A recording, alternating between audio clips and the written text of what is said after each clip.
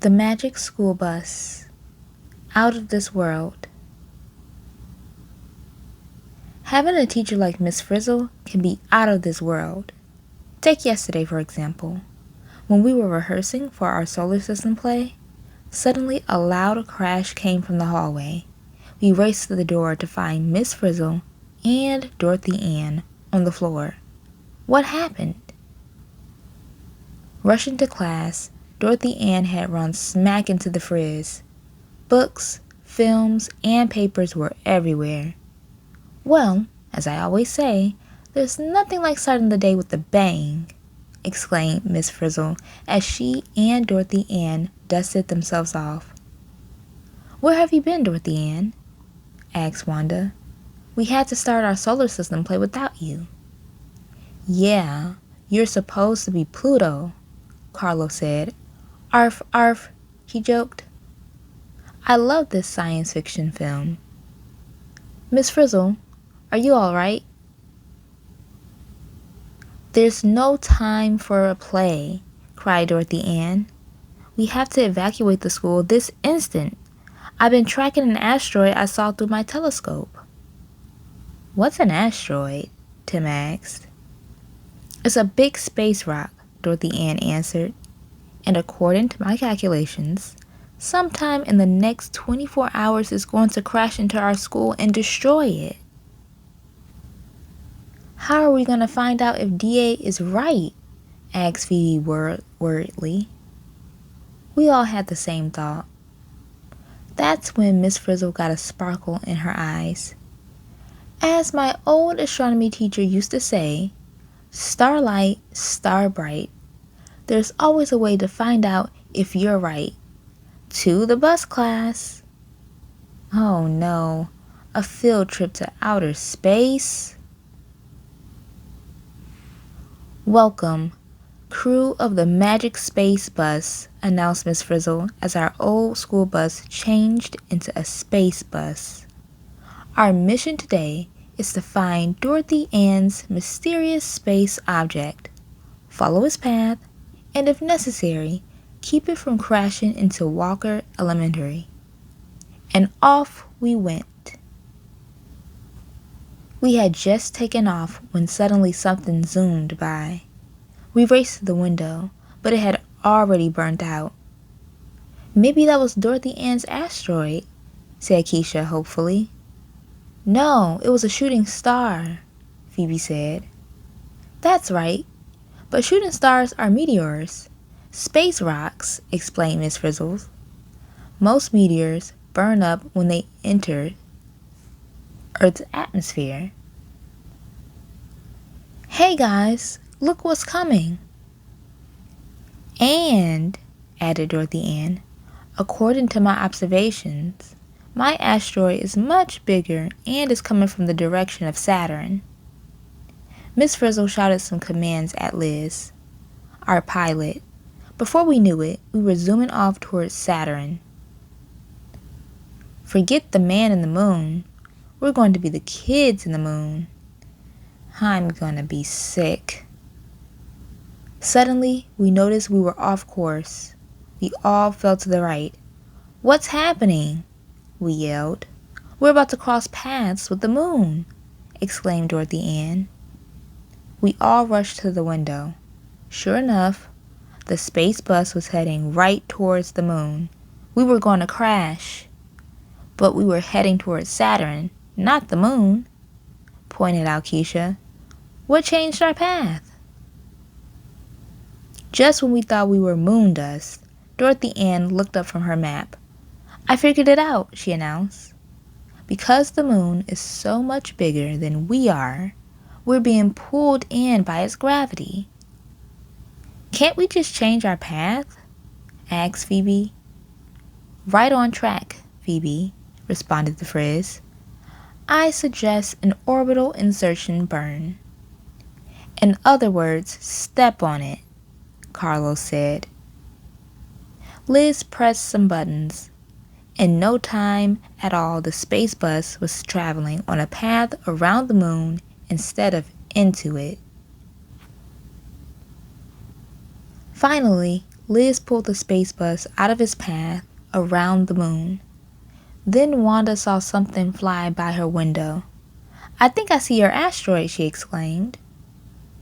Dorothy Ann rushed over to Wanda. "Wait a second," she said. "It's got a tail, which means it's a comet.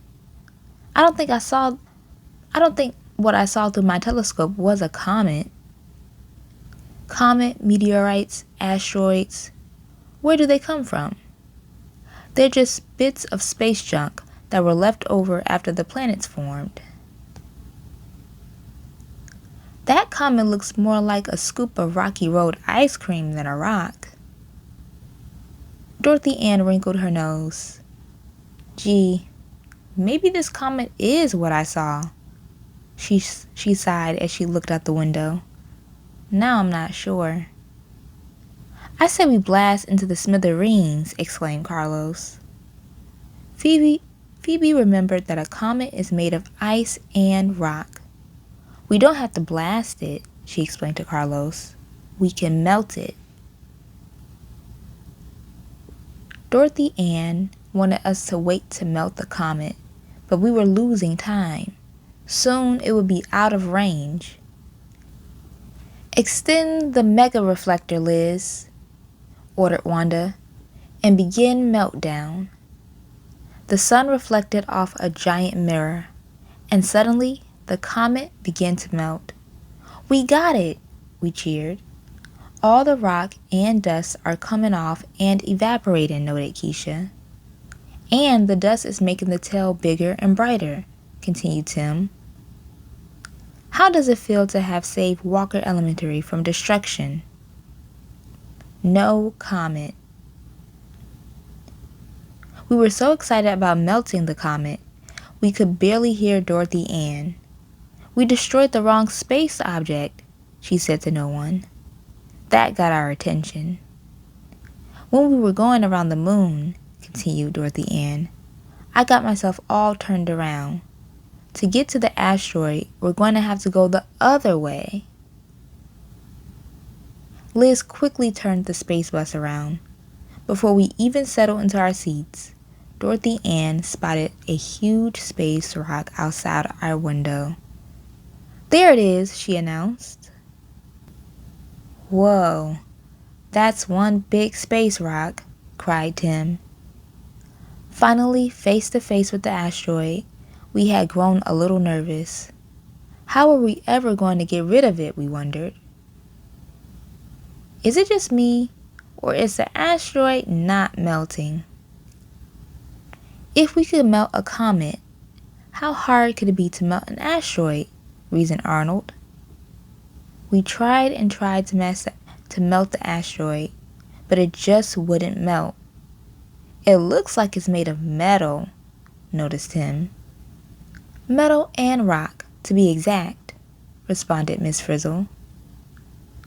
"If we can't melt it, what are we going to do?"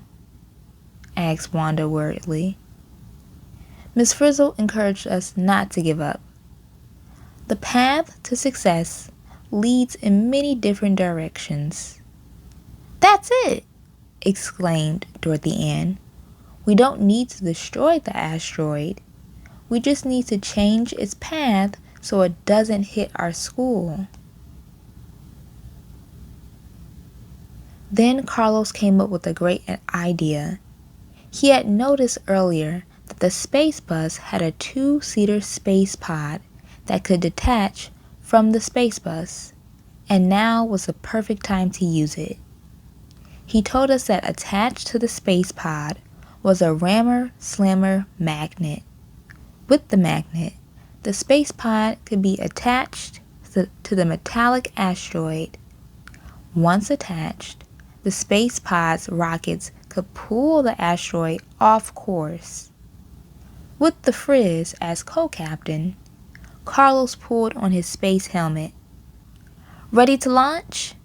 announced Wanda, hand on the launch lever. "Launch!" exclaimed Dorothy Ann, and off they went. "We're attached." "Arm the rammer slammer magnet," shouted Miss Frizzle. as the asteroid came into view. "Here we go," Carlos called out. From inside the space bus, we watched the space pod attach itself to the asteroid. Then, Carlos and Miss Frizzle fired the space pod's rockets. They tried and tried to move the asteroid, but it wouldn't move. "The space pod's rockets aren't powerful enough to pull the asteroids out of its path," exclaimed Dorothy Ann in a panic. Then we noticed that the Frizz and Carlos couldn't pull the magnet off the asteroid. It was stuck. What are we going to do?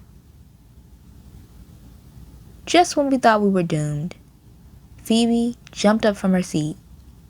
"If the space bus becomes bigger and heavier than the asteroid, wouldn't our gravity pull it into a path around us?" she asked. "Terrific! Then we can babysit the asteroid for the rest of our lives," responded Wanda. "No, if we get rid of it," cried Dorothy Ann. She knew exactly what to do. "Get rid of the asteroid? Here's how we do it." Dorothy Ann drew a picture of a huge space bus with the asteroid traveling in a path around it. "If we get very big, the asteroid will swing around us," she explained as she pointed to her diagram. On another piece of paper, she drew a tiny space bus. If we get small again, we'll lose our gravitational pull. Then we'll send the asteroid flying into the sun and it'll be gone forever." She sketched the asteroid flying off the page. We thought Dorothy Ann's idea sounded out of this world. Except, what about Carlos and Miss Frizzle? Leave it to Dorothy Ann to work this out, too. "Maybe they can't get the pod off the asteroid, but they can escape the pod," she said. With the plan all mapped out, Dorothy Ann got on the microphone to explain to Miss Frizzle. "The asteroid moved closer and closer to Earth and to our school. We had to work fast." "You have to make this bus as big and heavy as you can," Dorothy Ann instructed Liz. "At least as heavy as the moon," Arnold added. The space bus shook and heaved. Before we knew it, we went from the size of a comet to the size of an asteroid, until finally we were as big as the moon. "It's working, Miss Frizzle. The gravity of the space bus is pulling us in," shouted Carlos. "Prepare for ejection," Miss Frizzle exclaimed. Meanwhile, inside the space bus, we opened the hatch to let them in. "Eject!" yelled the Frizz, and in they flew.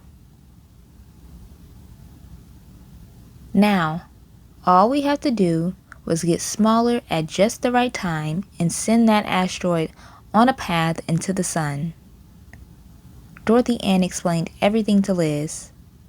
"Shrink us back to the normal size and release the asteroid from our gravitational pull." "You can do it, Liz," encouraged Wanda. You've got the right stuff." 10 seconds to release," announced Dorothy Ann. We gathered around Liz and counted together. 10, 9, 8, 7, 6, 5, 4, 3, 2, 1, release! Kapow! We did it! We cheered as we shrank back to normal size. We watched the asteroid zoom towards the sun. "Way to go, Lieutenant Liz," exclaimed Dorothy Ann, patting her on the head. "Mission accomplished." Miss Frizzle directed the space bus towards the Earth. "Prepare for re-entry," she exclaimed.